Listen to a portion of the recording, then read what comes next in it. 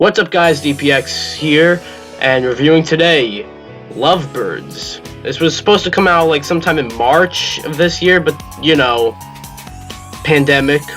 So it got pushed back and skipped the theaters. It went onto Netflix. And to be honest, I probably wouldn't have watched it if it was like released in theaters, but you know, it came out on Netflix during a pandemic where there's no other movies coming out, so why not? Anyways, want to hear my thoughts?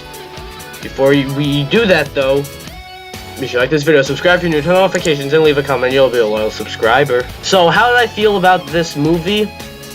I don't know, I looked at some reviews before I watched it, as I actually do with a lot of movies, and I saw reviews online.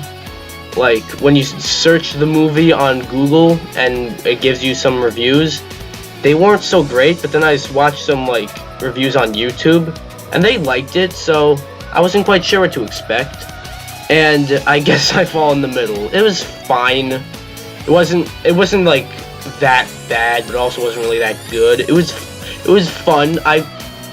I mean, if the two main leads weren't as entertaining as they were, the movie would not be that fun, I gotta say. The movie follows Kumail Nanjiani, who plays Gibran, and Issa Rae, hope I said both those names right, who plays Leilana, which is, they're a couple who are suspects of a murder, but they are also afraid of being, like, accused of murder, as like if you saw the trailer, you know there's a murdered like body right in front of them, right? They're afraid that they are gonna be convicted of murder, but they are suspects regardless.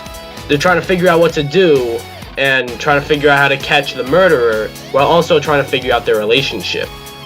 As like the movie starts with a little flashback, you know, they're on a date, and you know they're totally into each other, and then 4 years later they're like a married couple probably. It's never established that they're married. In fact, I think they actually weren't married, but you know, they've been with each other for a while. I gotta tell you, the two main leads probably saved the movie for me. Like, they were very entertaining. One main problem though is that they go off the rails a lot. Like at the beginning, I want to say, like after like the flashback scene, at the beginning, they just go on and on and on about some fucking game show or something. It's funny at first, like when the scene first starts, it's funny, but then it just goes on. It's like, oh my god, come on. Eventually they do move on to something else, and again, I've said this a lot already, but the two main leads kind of save it for me. They have such great chemistry on screen, and they make the movie more entertaining. I also want to say that the bad guy, or the antagonist, is very generic. Like, he's just like dude who just doesn't like,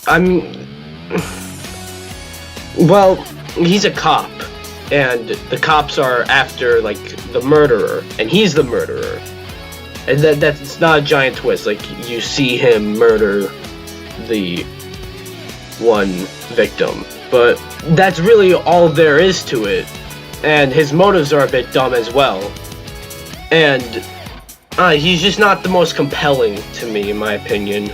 I also gotta say, this movie, you know, it's just the right length. It was never like, oh my god, let it be over already. There was one point where one joke just went on and on and on, and I checked and it's like fucking 40 minutes left. That was the one time, and that's just because there's a fucking joke. There's even one part where like they're listening to Firework from Katy Perry. They're in a car, which I personally don't like that song, but I mean, like, nothing else was happening in the scene, so I literally skipped, like, I hit skip 10 seconds a couple times, and yeah, it went on for a little too long. That's probably the biggest problem with this movie, in my opinion. Shit just goes on and on and on for too long. But I can't say I didn't like this movie, or I can't say I hated this. It's not gonna be something I'll be thinking about in, like, I don't know, probably fucking tomorrow, in fact, but it's definitely a cool little movie.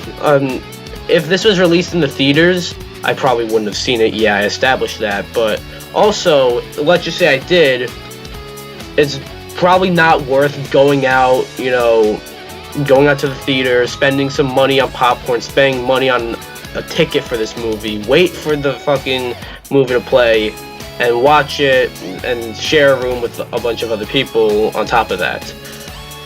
For a movie that you can just watch on Netflix for free, it's fine. It's fine. Again, what else is there really to say about the Lovebirds? This was more of a quick review, but I don't really have a whole lot to say about it. Yeah, it's fine.